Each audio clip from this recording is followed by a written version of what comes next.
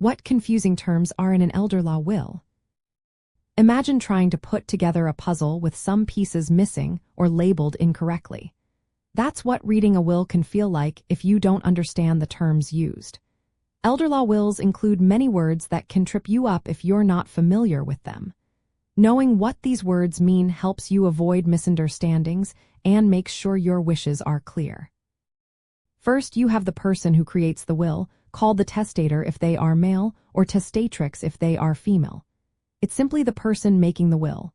Then there's the beneficiary, who is the person or organization that receives the assets or property. Sometimes, beneficiaries are not clearly named, which can cause confusion. For example, calling someone my nephew without specifying which nephew can lead to disputes. Next, the person appointed to carry out the will's instructions is called the executor if male, or executrix if female. These terms are gender-specific but mean the same role. The executor handles paying debts, distributing assets, and making sure the will is followed. Another tricky area involves ambiguous or conflicting provisions. Sometimes, a will might say two different things about who gets what, or use vague language. For example, leaving my house to different people without clarifying which house or which person can cause legal fights. Courts may need to interpret these in clear parts. A pour-over will is another term that can confuse people. It's a will that directs any remaining assets to be transferred into a trust that was already set up before death.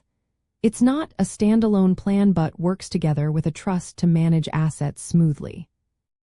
Many elder law wills also include references to advance directives, sometimes called health care directives or living wills.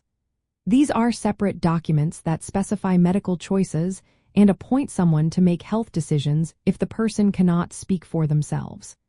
People often confuse a living will with a last will and testament, but they serve different purposes. Power of attorney is another term that often comes up. It's a legal document that gives someone authority to act on your behalf for financial or personal decisions. It can be limited or durable, meaning it stays in effect if you become incapacitated. It's different from a will but often discussed together in estate planning. There are also legal terms like latent and patent ambiguity. Patent ambiguity is obvious confusion in the wording, like a clear contradiction. Latent ambiguity is hidden and only becomes clear when outside facts are considered, like calling someone my nephew when you have many nephews. These issues can make interpreting a will more complicated. Finally, the residue or residuary estate refers to what's left after all specific gifts are given out.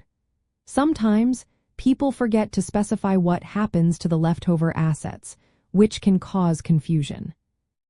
Understanding these terms helps you see how important clear language is when creating a will. It also helps prevent disagreements after death. When drafting or reviewing an elder law will, make sure beneficiaries are clearly named, ambiguous language is avoided, and related documents like powers of attorney and advance directives are referenced properly. That way, your wishes will be understood and respected, and your loved ones can avoid unnecessary stress.